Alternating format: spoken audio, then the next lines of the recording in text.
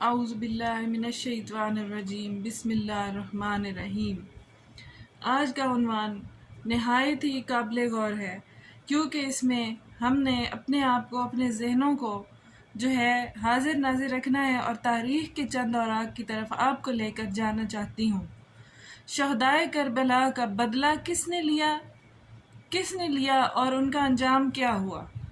اور یہ ذرا دھیان سے سنتے آئیے، کیونکہ اس کے بارے میں کئی خرافات جنم لیتی ہیں کہ امام حسین علیہ السلام کو شہید کرنے والے جو تھے وہ اہل تشیع ہی تھے اور چند لوگ تھے، اور بعد میں وہ پچھتاتے رہے اور انہوں نے گریہ کیا اور رونا کیا اور یہ کیا وہ کیا۔ لیکن اس سارے واقعے کو علامہ اقبال ایک ہی شعر کے اندر چند ہی لفظوں میں پرو دیتے ہیں اور کچھ اس طرح سے بیان کرتے ہیں کہ حد ہی نہیں حسین تیرے انتقام کی، حد ہی نہیں حسین تیرے انتقام کی، لفظ یزید گالی سے بھی بدتر بنا دیا۔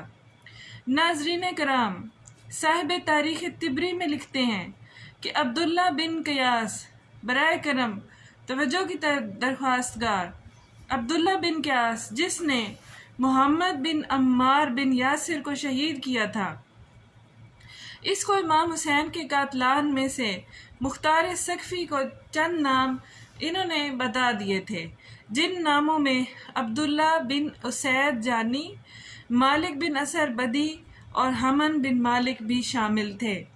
یہ سب اس زمانے میں قادسیہ میں رہتے تھے۔ جناب مختار ثقفی نے اپنے سرداروں میں سے ایک سردار مالک بن عمرہ نادی کو ان کی گرفتاری کے لیے چند سپاہیوں کے ہمراہ روانہ کیا کہ جا کر ان سب کو گرفتار کر کے لے آئیں اور لے جا کر جناب مختار کے پاس پہنچائیں۔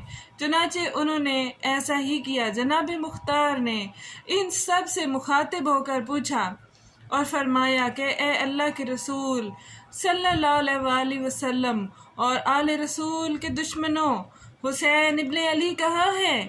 میں پوچھتا ہوں حسین ابن علی کی زیارت کراؤ۔ اور اس وقت جناب مختار ثقفی شدت غم سے لبریز تھے۔ ناظرین کرامی، ظالموں نے تم سے، اے ظالموں، اس وقت جناب مختار نے فرمایا، اے ظالموں، تم نے اس مقدس ذات کو شہید کیا جس پر نماز میں تمہیں درود بھیجنے کا حکم تھا، اور انہوں نے کہا کہ ہمیں اس کے مقابلے میں زبردستی بھیجا گیا اور آپ ہم پر رحم کریں۔ اس پر انہوں نے کہا کہ تم نے ان پر رحم نہ کیا، ان کو مارا، پیاسا رکھا۔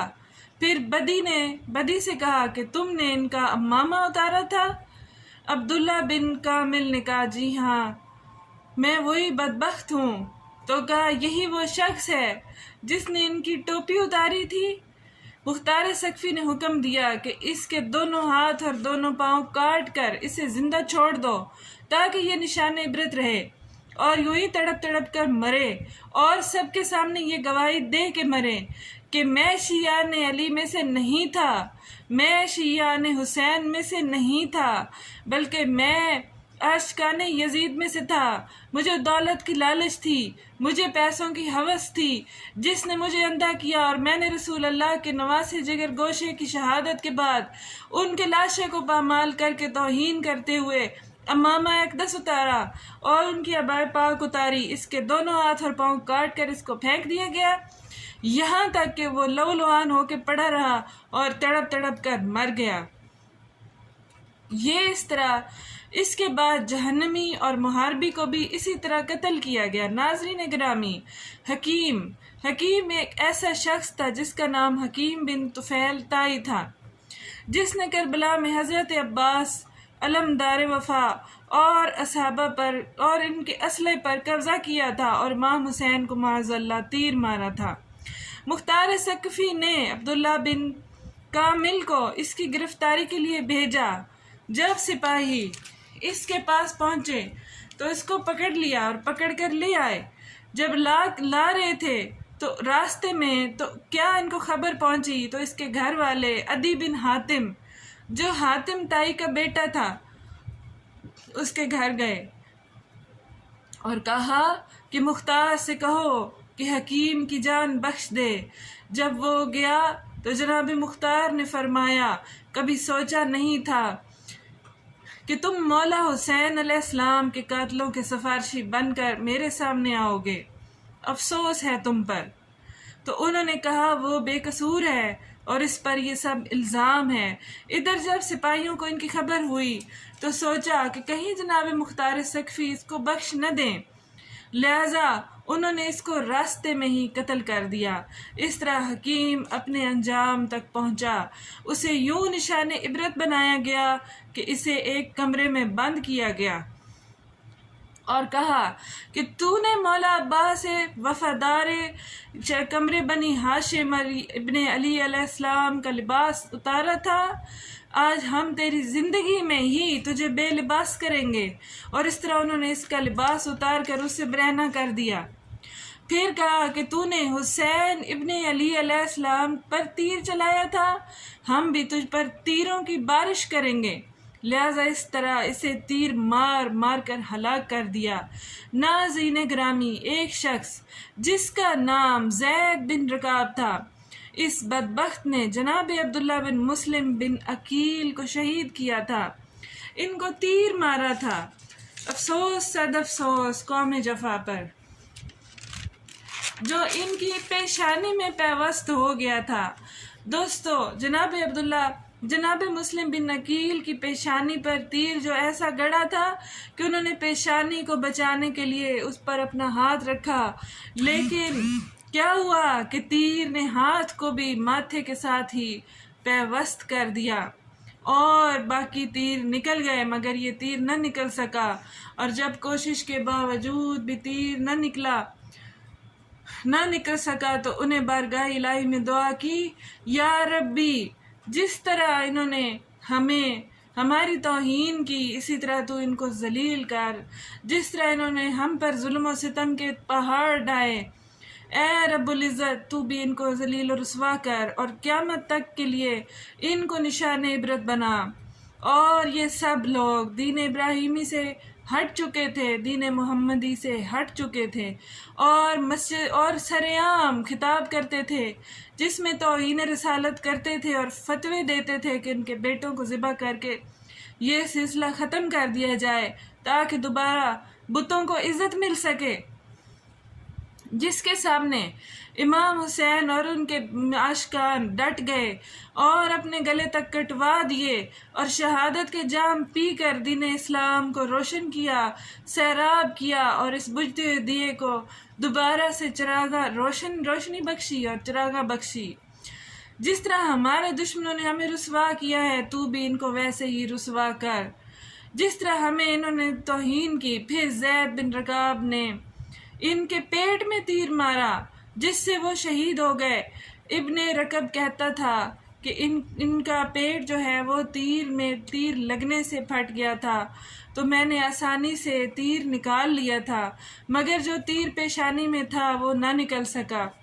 جناب مختار سقفی نے بن کامل کو اس کی گرفتاری کے لیے روانہ کیا۔ ان کے درمیان کافی مقابلہ ہوا اور بن کامل نے سپاہیوں کو کہا کہ اسے تلوار اور نیزہ نہیں بلکہ تیر اور پتھروں سے مارو یہاں تک کہ واصل جہنم ہو جائے۔ بن کامل نے کہا کہ اگر اس میں جان باقی ہو تو باہر نکال لاؤں۔ جب دیکھا گیا تو اس میں جان باقی تھی، لہذا اسے باہر لا کر آگ جلوائی گئی اور ابن کامل اس میں پھینک دیا اور اسے زندہ واصل جہنم کیا اور جلا دیا۔ ناظرین گرامی، آگے کچھ نام شامل کرتے ہوئے آپ کی توجہ چاہوں گی۔ عبداللہ بن زیاد وہ نام نہاد انسان تھا جو یزید کی طرف سے گورنر مقرر کیا گیا تھا۔ اسی بدبخت کے حکم پر امام علی مقام امام حسین علیہ السلام اور آپ کے اصحاب پر، اہل بیت پر تمام تر مصائب کا سامنا کرنا پڑا۔ یہی ابن زیاد موصل کے مقام پر جب 30,000 فوج کے ساتھ جناب مختار سقفی کے مد مقابل آیا، مختار سقفی نے ابراہیم بن مالک اشتر کو اس کے مقابلے میں بھیجا۔ موصل سے تقریباً 25 کلومیٹر کے فاصلے پر دریائے فرات کے کنارے بھیجا۔ دونوں لشکروں کے درمیان بہت تیز مقابلہ ہوا، عظیم جنگ ہوئی، صبح سے شام ہو گئی، یہاں تک کہ خوفناک جنگ کے بعد جب دن ختم ہونے والا تھا تو اس وقت آفتاب قریب غروب تھا۔ اس وقت ابراہیم بن مالک اشتر کی فوج غالب آ گئی اور ابن زیاد کو شکست ہوئی اور وہ بھاگ گیا۔ ابراہیم نے حکم دیا کہ اس کو فوج میں بھی جو بھی کوئی ہے، جو بھی شخص ہے فوج میں بھی، وہ اس کو ہاتھ لگائے، اس کی فوج کا بھی کوئی بھی شخص ہمارے ہاتھ لگے، ان کو واصل جہنم کر دیا جائے اور ان پر ذرا بھی رحم نہ کھایا جائے، ان کو ذبح کر دو۔ چنانچہ بہت سے لوگ ہلاک کیے گئے اور اسی ہنگامے میں ابن زیاد بھی نہر فرات کے کنارے محرم کی 10ویں کو 67 ہجری کو اس کا سر بھی تن سے کاٹ کر جدا کر دیا گیا اور جناب مختار کے پاس بھیجا گیا۔ مختار نے دارالامارات کوفہ کو آراستہ کیا، ابن کوفہ کو جمع کر کے ابن زیاد کا سر اسی جگہ پر رکھوایا جہاں پر اس نے امام مظلوم کا سر انور رکھا تھا۔ جناب مختار نے تمام کوفہ سے مخاطب ہو کر فرمایا، اے اہل کوفہ، دیکھتے ہو تو امام مظلوم کے خون ناحق نے ابن زیاد کو کہیں کا نہ چھوڑا۔ آج اس نامراد کا سر ذلت و رسوائی کے ساتھ اسی جگہ پر رکھا ہوا ہے۔ 6 سال گزر گئے ہیں، وہی تاریخ ہے، وہی جگہ ہے۔ خداوند عالم نے اس مغرور انسان کی ایسی ذلت اور رسوائی کی موت دی جو رہتی دنیا تک قائم رہے گی۔ ناظرین کرامی، قاتلان سید الشہداء امام حسین ہر طرح کے عذاب کا شکار ہوئے۔ جو لوگ امام پاک کی شہادت میں شامل تھے، ان میں تمام بڑے بڑے جرنیلوں سمیت تقریباً 6000 مختار سقفی کے ہاتھوں ہلاک ہوئے۔ ان میں حرملہ بھی شامل تھا جس نے مولا حسین کے 6 ماہ بیٹے جناب علی اصغر کو تیر مار کر شہید کیا۔ جناب مختار نے خود خنجر کے وار سے اسے واصل جہنم کیا اور باقی لوگ بھی طرح طرح کے عذابوں میں مبتلا ہوئے۔ علماء کرام فرماتے ہیں کہ ان سے کوئی نہ بچا جو ذلیل و خوار ہو کر نہ مرا ہو۔ پیارے دوستو، امید کرتی ہوں کہ جناب مختار کے ان کارناموں نے سوگواران امام حسین کے دلوں کو کچھ تسکین بخشی ہوگی۔